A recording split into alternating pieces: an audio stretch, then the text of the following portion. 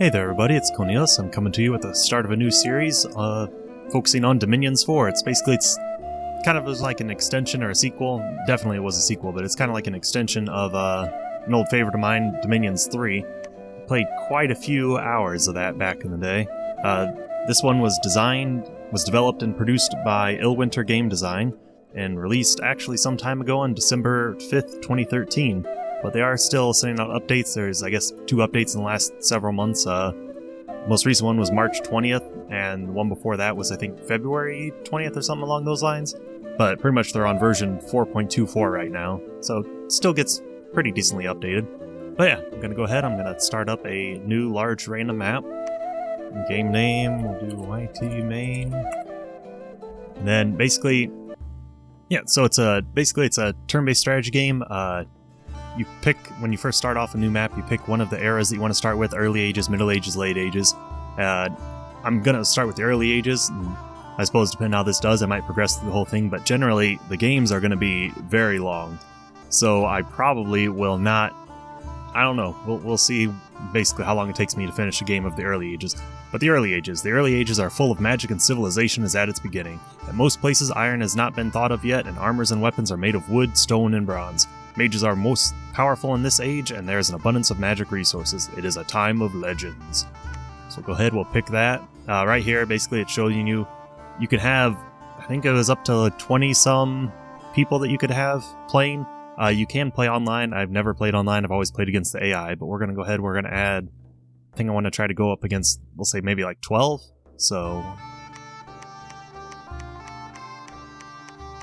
yep, we'll go up against 12. Now, these are all of the factions you can play in the early era. Basically, every era has each era has different factions, some new ones, some old ones, and some that, like, I'm trying to think. I know there's at least a few of these that don't progress into the Middle Ages there.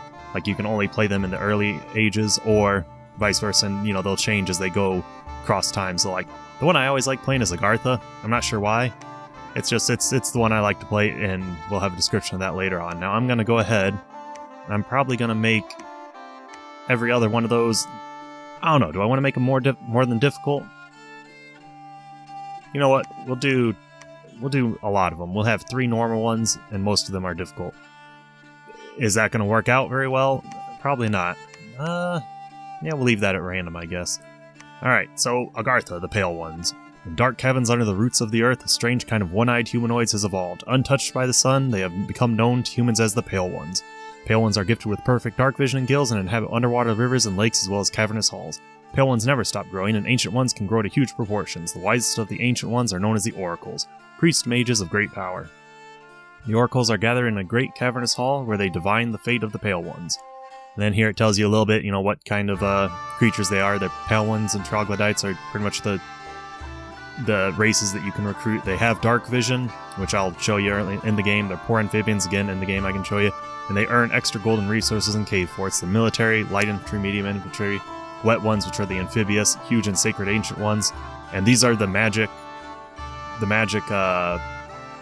schools, I guess, that they are most tuned to, like the ones that you're going to be able to recruit for. And then powerful priests, again, we'll show you that later. So the next thing of this, I mean, right here it shows you all of the magical trees that you can choose from.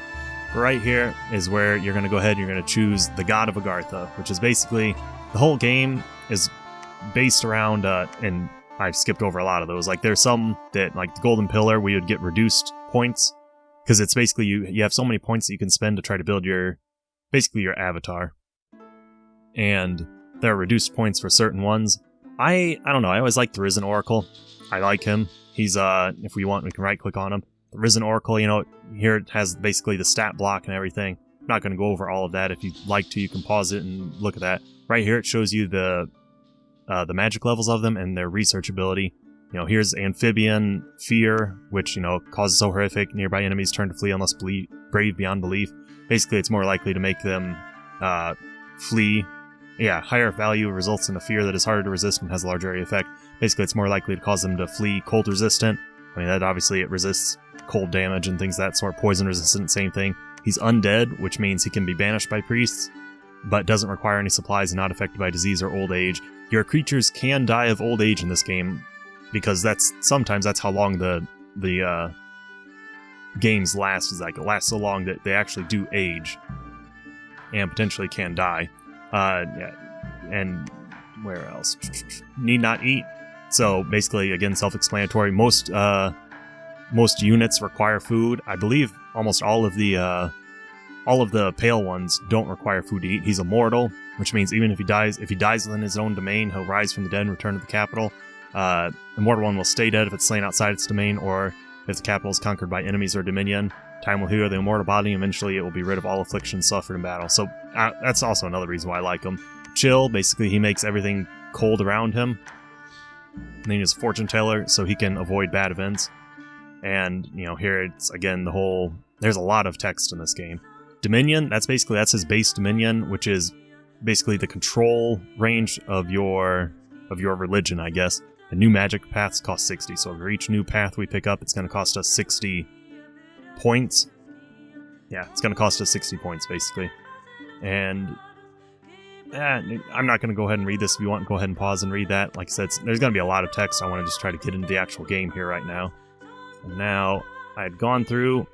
You have different ways of starting with your Pretender God. An Awake Pretender God will start in your home province on the first turn. I usually go dormant. He'll wake in a year's time, give or take a few months, or in prison, which is 3 years. 3 years, give or take, that he's going to be out. I don't usually mess with that. And then here, I'm going to go ahead, like if you saw up here at the points, the first one costs 60, and then everyone after that just costs more for each level you go up, but it's, yeah, I was going to say it's never going to be as expensive as starting one, but it actually does.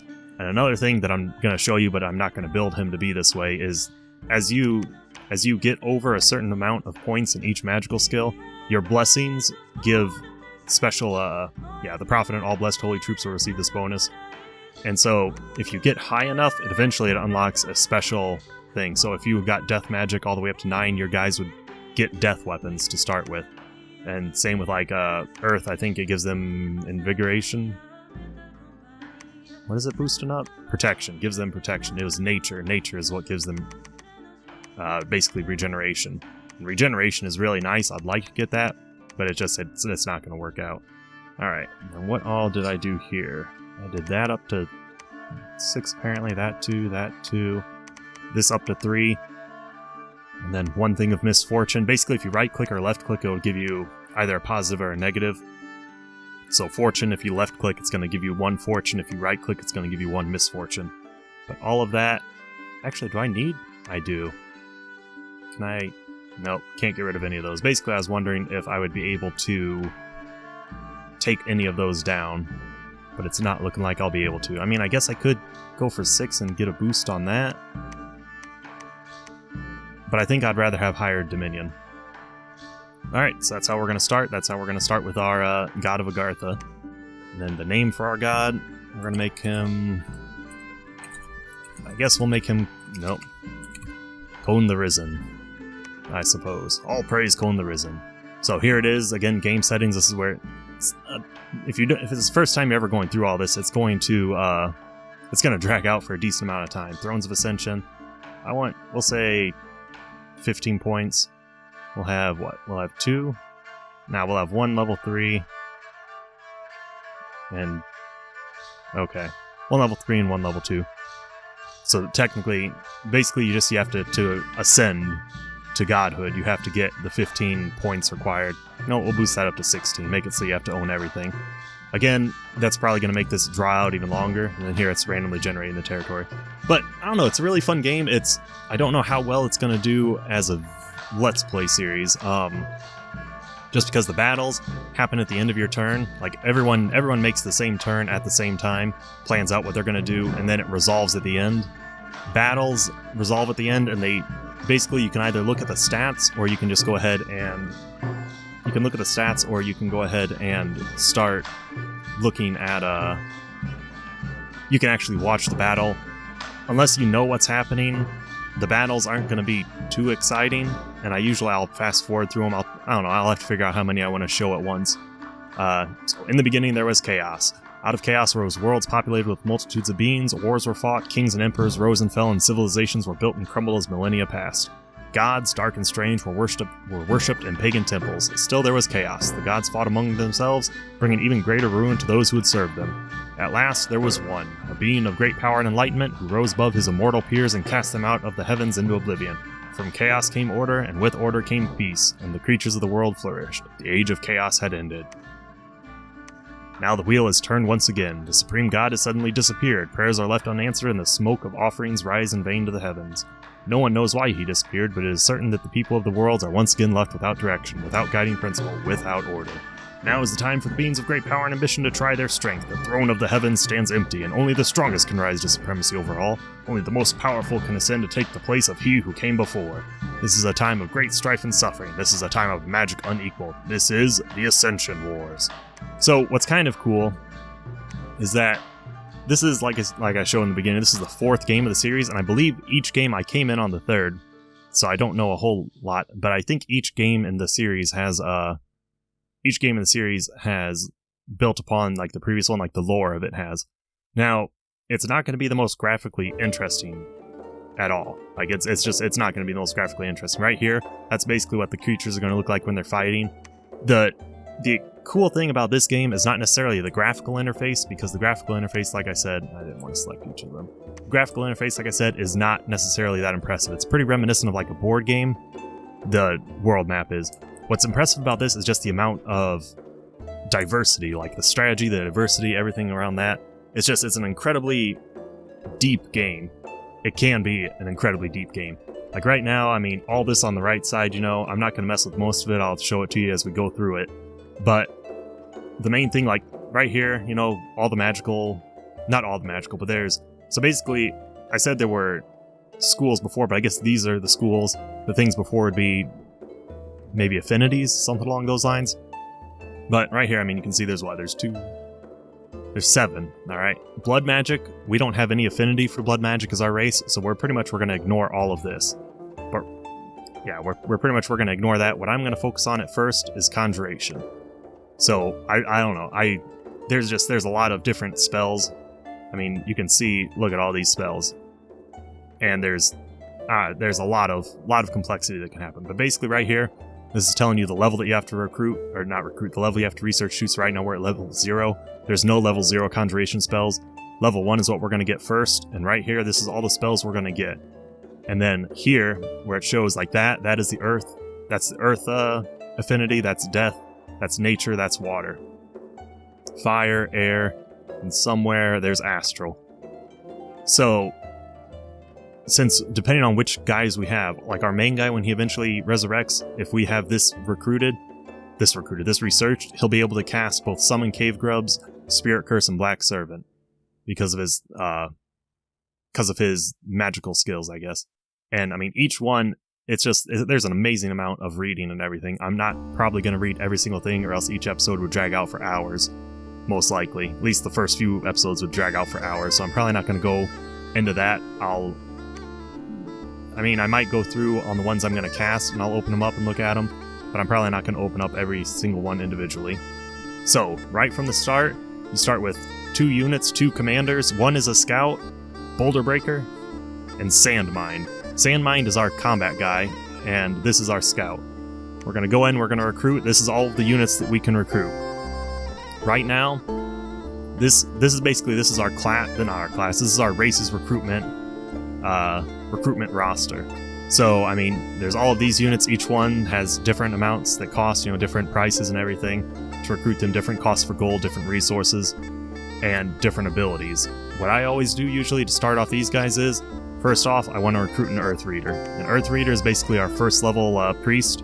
He starts with 2 levels of Earth Magic, 1 level of Priesthood, and then he gets 1 random magic skill. So when he's recruited, he could get 1 random skill in these possible paths. So in fire, water, or death, he'll get 1.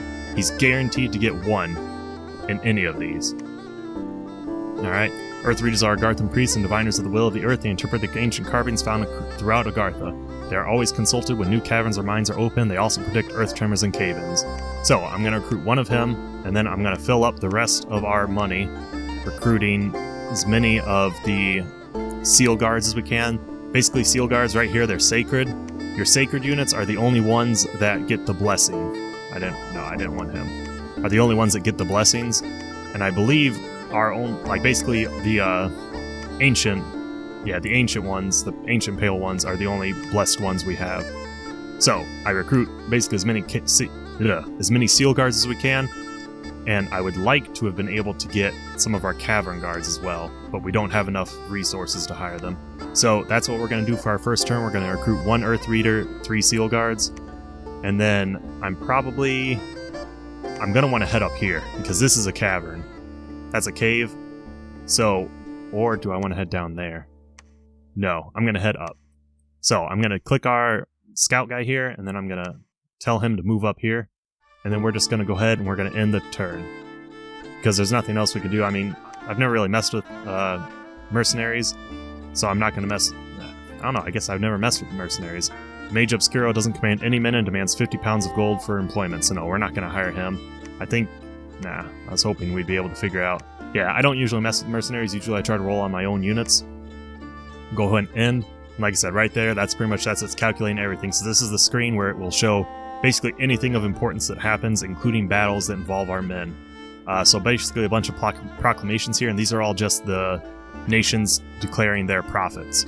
Prophets basically max out, become maximum level priests, and then 40 militias and archers and heavy units. Pretty much they become maximum level priests, and then... I mean, that's pretty much actually about it. Oh, and I didn't remember to do that. Yeah, repeat recruitment. So I always want to have at least 3 guys being recruited every time, and eventually we're going to build up enough gold that I'll be able to specialize more or less my men. So pretty much what I'm trying to do is I'm hoping to get to this cave. That is my ultimate goal. I need to be able to beat 40 units, mostly militia, archers, and some heavy infantry. So I'm probably going to let it go 2 turns. Also, because we got an Earth Reader, he has 11 research ability, so he gives us 11 points of research each turn. And I guess, yeah, Amphibian, like I said, basically they can go underwater, doesn't need to eat. He's cold-blooded, which means he gets more exhausted when fighting in cold provinces. That's why I took the heat.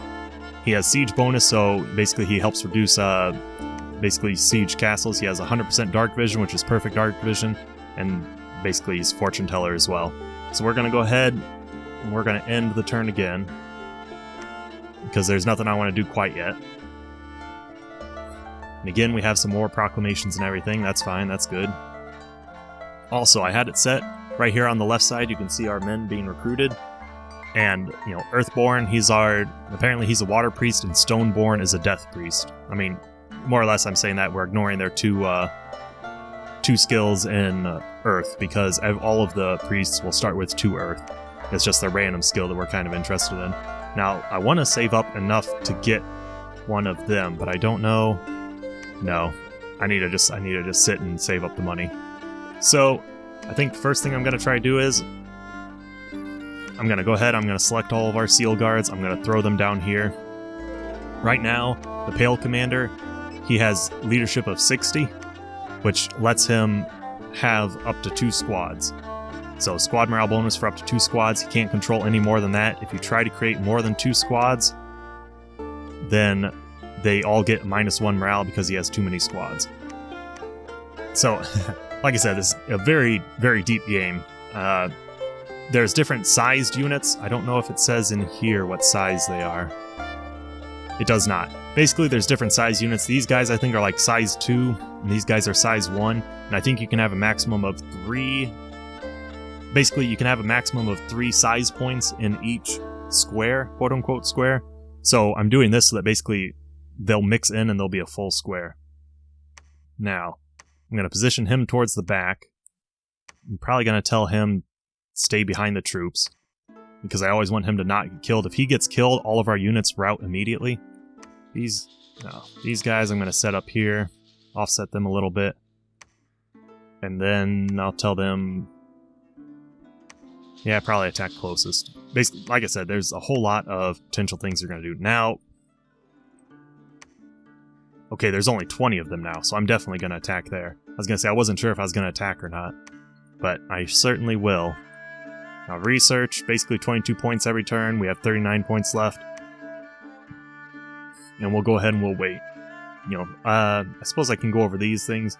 These we're going to see plenty of times. Hall of the Oracles is a special magical site. An Earth Mage may enter to scry, and it establishes, basically, lets us recruit these 3 units. Roots of the Earth gives us 3 Earth gems per turn and 1 Fire gem.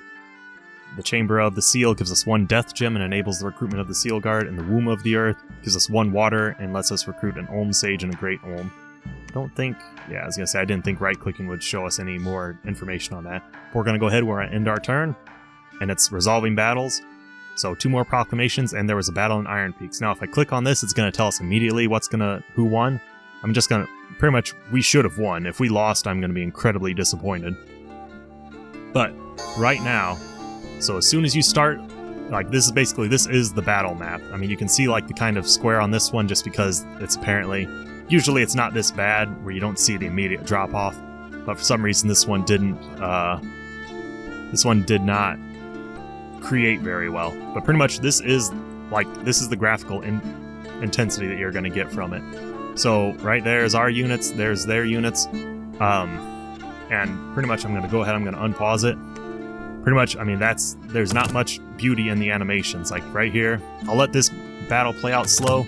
Usually I'll fast forward it because the turns, there'll be a lot of turns. And right there, I mean, that's the damage they're doing. They're trying to hit our guys are dodging some. You can see they're stacking up 2 at a time there. I'm surprised that they aren't actually. I thought we usually could get 2 guys there. See, and they're dying. Eventually you're going to see some units start to run away. Like right there, they're fleeing. If I paused it, it's probably because he has no morale or low morale. So right now he's fleeing because we broke his morale. Our men should hopefully get up there and start killing them. Pretty much if you kill see, everyone's fleeing now. They've routed, independent armies have routed, so I'm just going to fast forward it. And that's the battles. So if we click on here, it tells us there's a battle in Iron Peaks. Province previously owned by the Independents has been conquered by our forces. We only lost 2 Pale Ones. They lost everybody. And the only reason they lost everybody was because they're an independent force, so as soon as you cause them to rout, even if you don't kill everyone, they lose everyone. If we were fighting another empire, then they would most likely have survived. I mean, you can click on this as well and read up on their units and things of that sort. Commanders, all that.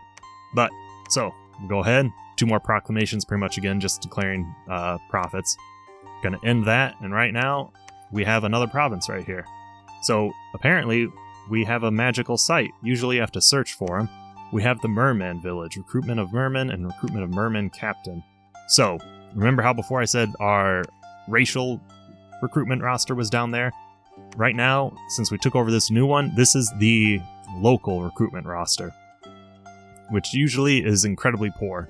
I mean, we can't build this until a temple is built because you can't recruit magical units without a temple.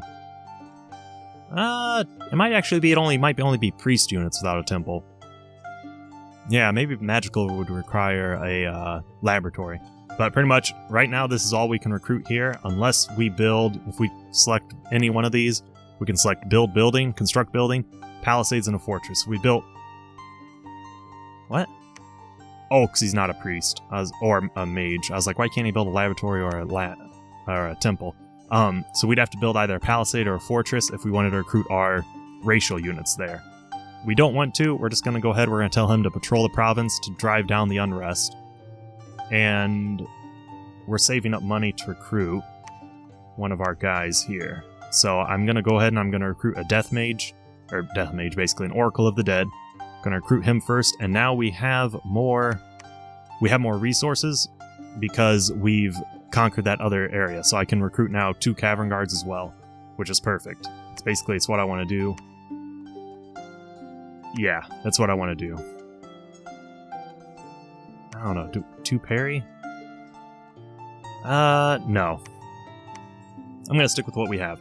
So yeah, I'm going to go ahead and do that. Now, they're always going to recruit that, and we still have men that are researching things. We have these guys patrolling. Eventually we'll mess with doing the defenses, and lava-borns. I don't know what the lava-borns are. Alright, now, another thing real quick, because this episode's getting a little long. I'm going to wrap it up probably in the turn to wrap this up. You see these little white candles? That is the strength of our domain spreading out. So right now we have 2 strength domain here, and we have nothing outside here. We have 2 here, we have 1 in our capital, and 1 there. But as our domain stretches out, it starts applying our bonuses. So our bonuses basically would be... No, that's because he's not strong enough yet. Our bonuses should basically be 2 order, 2 productivity, 3 heat, and 1 misfortune. So as it progresses out, we start seeing those applied here. Like growth, we have no growth, but that might be coming from basically base stats on the square. Right now we've applied all of the heat, and we've applied 1 order. I don't think we're going to get... It might eventually, actually. It might drag the growth down to 1. Or down to 0. I'm not 100% sure on that. So, we're going to go ahead. They're patrolling. We're recruiting still. We're going to end this turn. We shouldn't really have any fights. So, research and conjuration is completed, and 2 more proclamations, and patrolling troops have killed 7 filthy brigands and troublemakers. The land is now safe and orderly. So, we finished that research. So I'm going to go ahead, I'm going to start now dividing up, because Conjuration is nice, but I like being able to split things up. Oh, do I want to recruit? No, not for now. So, we're still recruiting this guy, because he took longer to, slow to recruit, it says down there in the bottom. I'm going to pick up another Earth Reader as well. We might be able to get, no, we're 1 short. Okay, I'm going to go ahead, I'm going to end this turn again. Like I said, this game will be a very, very slow game. So Earthheart. Earthheart, the Oracle of the Dead. He's level 4 Earth Mage, level 2 Death Mage. Which is actually good. That means that he got... I mean, that's kind of good. Basically, I didn't show it off, but they have 1 random magical skill. 100% will increase to 1 of those, and at 10% it'll increase again. He got the 100% to his Earth Magic, and he got the 10% to his Death Magic. So that he's a very good recruit, actually. And what I'm going to do with him is, I'm going to make him our prophet. So, right now, he's a level 3 priest. When I make him my prophet, yeah, old age. See, like I said, old age, start of old age is 400. He starts at 411. He shouldn't, hopefully, die. I don't think these guys... I don't know. I was going to say I don't think these guys can die from old age, but... Aw, you punk. So see right up here at Jotun, I don't know what you'd call them, actually. I don't know what the province is called, but he took this. We took too long to move in there. So, contains 30 enemy units. The army consists of mainly Jotun militia, Jotun javelinists, and Jotun spearmen. And a huge Jotun hearse is seen towering over the army. So the Jotun hearse is probably a special unit. We're going to go ahead. I'm going to spend gold to put in a province defense force here. And pretty much, when they attack, since we have our force here, they should... Can I move you in there? If they decide to attack out from here, they're going to have to basically fight our entire force there, which is kind of what I want them to do. We're going to end this turn here. Yep, proclamation from Agartha. We've declared Earthheart, the Oracle of the Dead, shall be hereby known as the Prophet, as our Prophet. So, right now, still level 4 priest, I guess. But he's a prophet, so he gets increased attack and defense skill in addition to the Dominion related bonuses of a Pretender God. Never be charmed or enslaved, and there can only be 1. So right now he gets all the nice little bonuses and everything from that. Now, what do I want to recruit? We only have 173, so we're not recruiting anybody. I'm probably going to have this gentleman. You're going to take a few Earth Gems with you, 4 Earth Gems, 2 Death Gems. Yes, I'm going to do that. Basically, we're stacking them out. There's no equipment. We don't have any magical equipment to put on him. And then I'm going to go ahead. I'm going to grab 4 of these guys. I'm going to put them on him. I'm going to tell them to guard the commander. And then everyone else, I'm going to move in, no, I didn't want that. Put them in a different squad. And they're just going to... Basically, they'll be at their default stat. No, I'm going to leave them centered on him. And I'm going to have these 4 start a little bit back. And I'm going to tell him to start back a little bit. Now, you can set up battle orders for these guys as well. I'm going to tell him hold or cast a spell. Which one do I want him to start with? Probably Divine Blessing, I believe. Yeah, affects all holy units on the entire battlefield. So yeah, we're going to have him cast Divine Blessing. And I don't think that there is any other ones he can really do because we have not... Basically, we haven't we have not, we haven't researched enough special things, basically. I'm going to have him move up there, right? Because we're more than, yeah. Basically, I want to try to take that cave, so I'm moving this guy up here.